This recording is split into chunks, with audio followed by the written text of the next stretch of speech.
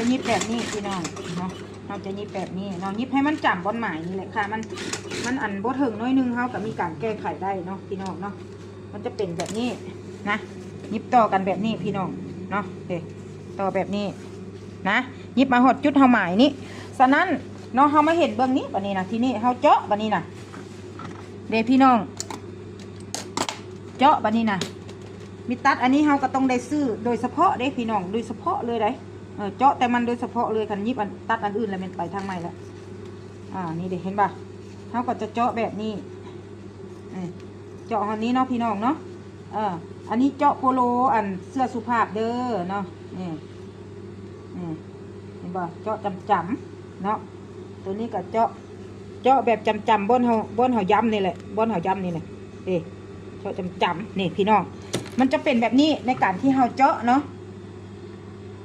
ส่วนหลายน้องๆนักเรียนที่เรียนไม่นะอาจจะยานเนาะยานเสื้อกับเจ้าเพยานเสื้อกับเจ้าขาดเนาะพี่น้องบ่ต้องยานเด้อพี่น้องเด้อนี่มันก็จะเป็นแบบนี้เนาะ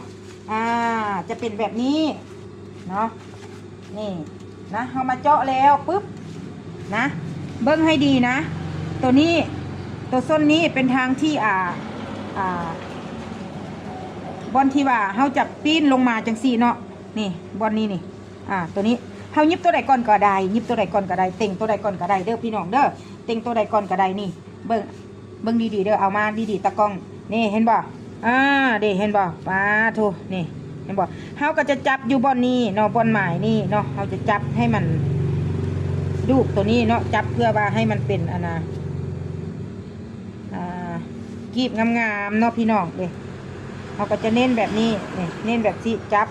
แล้วก็เขาก็จะเอามาอย่างสี่เลย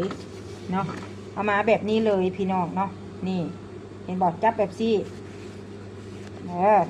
ย้ายสีจะอัปเดตให้เบิ่งเนาะนี่เห็นบอกเต็งไว้อยู่บนนี้เนาะยิบขึ้นมาเนาะยิบขึ้นมาแบบสี่เนาะนี่เป็นแบบนี้พี่น้องนี่นะนี่เนาะเขาจะมีอยู่2กรณีแบบบางคนก็เจ้าอาจจะเฮ็ดมักง่ายนะเขาเจ้าจะเอารับตัวนี้เป็นน้อยๆมาแตะใส่เลยอันนี้แม่ย่าสีจะเฮ็ดแบบงามๆให้ลูกค้าเลยเนาะให้ลูกค้าเลยเด้จะเป็นแบบซี่พี่น้องเนาะเดี๋ยวย่าสีจะอัปเดตให้เบิ่งตามขั้นตอนไปเนาะจับกีบตัวนี้พับนี่เห็นบ่นะเราจะเฮ็ดแบบนี้เต่งพับเลยพี่น้อง